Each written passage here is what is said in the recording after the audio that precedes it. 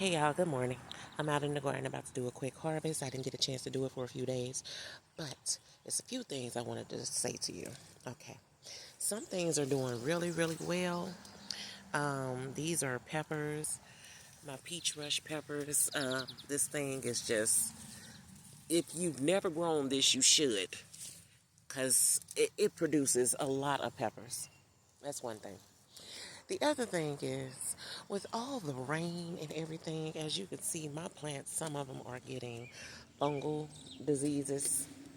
Um, so I'm going to have to treat that stuff. And another thing is, once I sprayed my green beans, and became fond of it and started eating on them. So I don't know how long I'm going to have this right here. I might just move this bag. But this right here has not really produced any fruit. I see a tomato growing right there, but yeah, all of this wilting and everything, you see the leaves are, the stems are turning brown and stuff like that. This happened after all this rain and heat. So what I'm going to do is cut everything that looks infected off this evening when I get home from work, and see what happens. Usually when I do it to indeterminate tomatoes, they just grow bigger, bushier. I just cut everything that looks wrong off of it. Like that right there, I'm cutting all of this stuff off. All of this yellow and brown stuff has got to go um, to prevent spreading more disease. The next thing is my peppers. These are finally starting to get some size. Finally. And they're still not as green as I would want them, but they're finally getting some size. And I've harvested a few peppers off of them, but with all of that heat we had last week, it did a lot of flower drop again. These tomato plants, they're doing pretty well. They do have some disease on them too, so I'll be taking care of that. Um, and also, these plants are nowhere near um, the size, color, and just overall health of the other plants that I have over there in those bags. And I'll go over there in a minute. And I do know why. If you notice on this video that all of these plants have disease and they're not big, they're kind of stunted, they're finally just growing um, in this bag as well. Same thing. Y'all, the only difference between these two bags and this bag over here. Look at these pepper plants.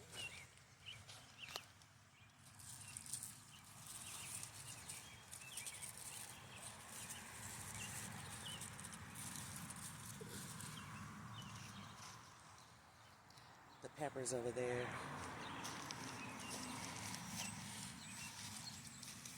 The green beans.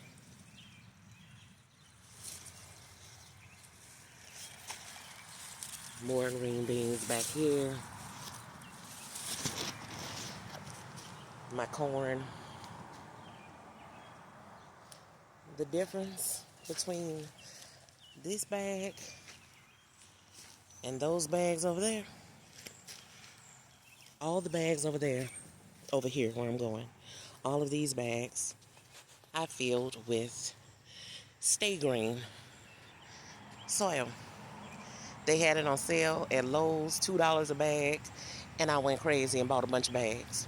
Um, when they loaded my car up, by the time I got home and my son was taking it out the car, I noticed the smell. It smelled like rotten eggs. Something was telling me, don't use it, take it back.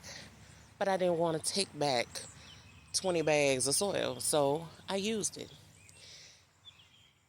Yeah, I think that played a huge role in the health of these plants versus those over there.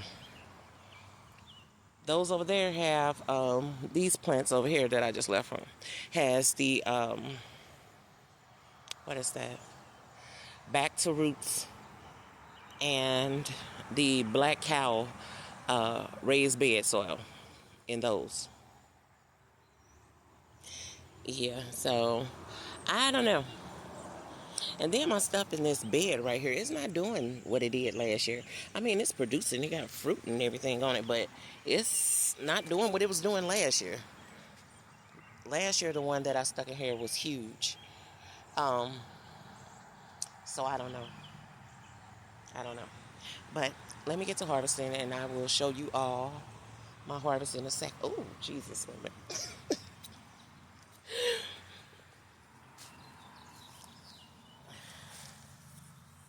My okra. And it's not woody at all. It's not hard. That one kind of popped. Okay. So the bigger ones, after I cut them, if they're not what I want it to be, then I'll just go ahead and make gel out of it.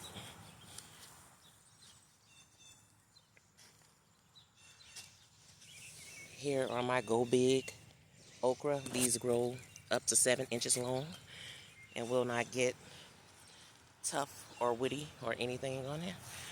So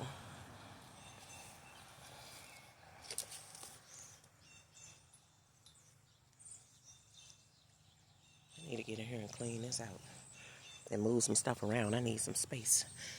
But my okra plants over here as well. There's another huge one. I haven't been out here in 2 days, y'all, because of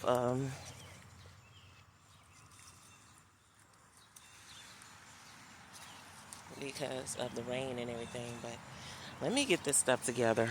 And I did this bush that I said I didn't have any tomatoes on it except for that one. This branch was just laying down on the ground and it has tomatoes on it. So let me get started with this and I'll show you all the harvest in a second. Okay, so this is what I just harvested out of this enclosure. A bunch of blushing tomatoes. I went ahead and took them off.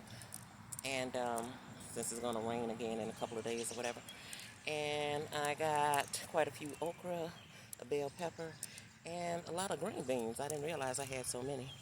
Now let me go to my other side. Now moving along to this enclosure. I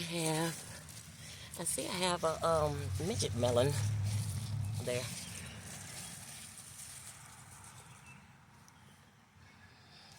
And a few watermelons growing. I had one that was a nice size.